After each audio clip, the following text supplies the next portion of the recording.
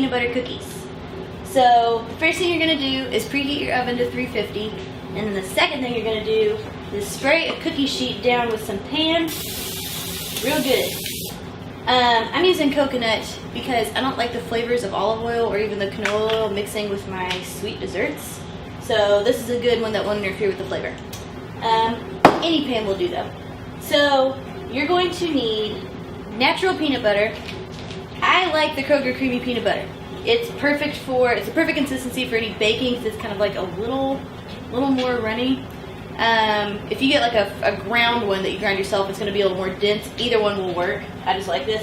So you're going to need 1 cup of your natural peanut butter, 1 egg, and then you're going to need a sugar substitute. I'm using this Truvia Stevia baking blend.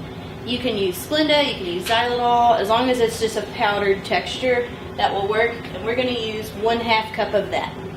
So we're going to take these 3 ingredients and scoot over. Crack our egg first. Put that little dude in there. And then we will scoop this nice peanut butter all up in this bowl with our egg. We're not going to waste any peanut butter in this, so get it all out of your cup. After that, you're going to dump this Splenda in there, and then you're going to mix it up really well until it forms a dough.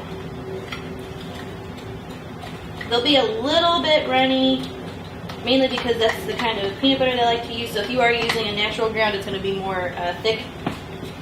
But this, I could just eat this right out of the bowl this way. But we're not going to do that. We're going to take spoonfuls and place them on your baking sheet. I'm going to place these a little bit further apart just in case they spread out. You will want to flatten these down. Just make sure you have plenty of room on your sheet between each cookie so that when it spreads out, they don't touch. Or you could probably just make a giant cookie. That would be nice.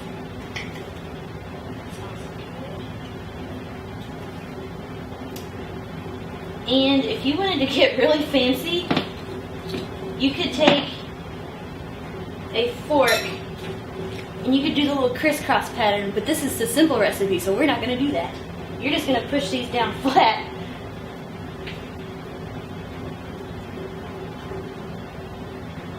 Flatten these out here.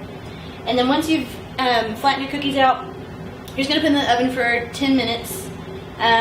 Be sure to check them around like 8 minutes or so.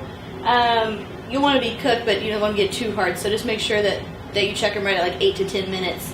If they need another minute or two, just do a minute at a time. If you let it sit in there for like 12 to 14 minutes, they'll probably get a little bit too hard. So that's what we're going to do next. We're going to put these in the oven.